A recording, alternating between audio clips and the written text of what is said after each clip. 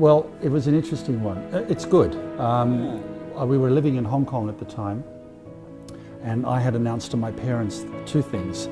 First of all, that I was moving from Hong Kong to Germany, to the Mandarin Oriental in Munich as general manager, and that I had found somebody.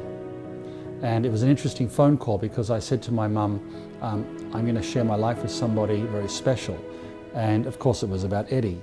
So just before we left, Mum said to me, can you do me one favour? Before you leave for Germany, make sure you bring Eddie home.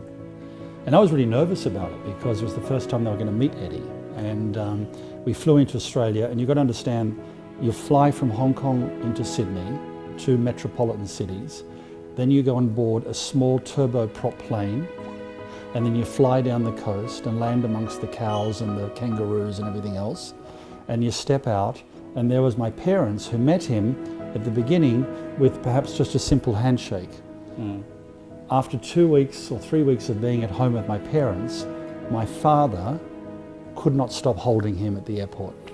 And then I knew that Eddie had cemented himself into our family. And then Mum and Dad came to Hong Kong to celebrate for their 50th wedding anniversary. And Eddie's mum, and it was so touching, Eddie's mum bought my mother a pearl necklace and put it around her neck and kissed my mother. And then we both knew that we were so lucky. So we're very lucky, we're very fortunate. And we decided to have a party to introduce myself to the community. And Eddie's sister had flown up from Hong Kong, Anita, to be part of it as well, which I was really touched. And I also had some friends from Hong Kong. We had some very dear friends from Hong Kong. And at that time, we really didn't know anybody. And I was up on stage, and I could see Eddie on the left of me, just standing in the corner.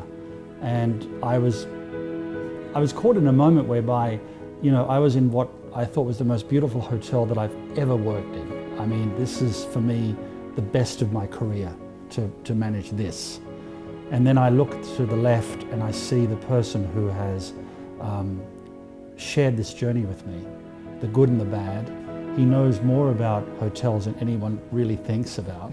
So it was only normal that when I introduced who I am and what I do, that I had to thank Eddie, who without him I wouldn't be the person that I am today as a GM.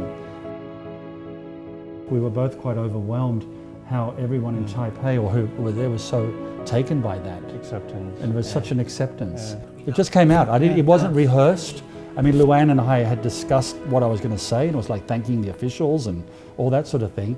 But then when I look to the left, I just see this smiling face, and I think to myself, God damn it, without him, I'm not here. So, and I just thought it was an important thing to let everybody know that it's just not me here, it's Eddie, my partner. Of course, I appreciate that. I'm so proud of what he achieved to be the general manager of Mandarin Oriental Taipei. But I choose to be the partners who always support him from the back. And I think that is what I'm going to do. I hope that when we move here, then he can bring lots of love to Taiwan and let the city know, or country know, who we are, and try to influence more people. Every year I like to do a lot of charity, but I think this year I would like to do is to do a charity, 關愛之家. That we went there, Michael and I, we went there and find out there's a lot of children's babies, and there are, you know, they lack of love. And the lady and the founder have such a big heart, and she gives everything that she can to those babies and raise that babies and children to be a better person. So I think this year we want to do is to help them, so in order they can have better facilities, better resource to help other people and spread the love. I think that we've really found is our passion. They need help. They're wonderful people. They're amazing children.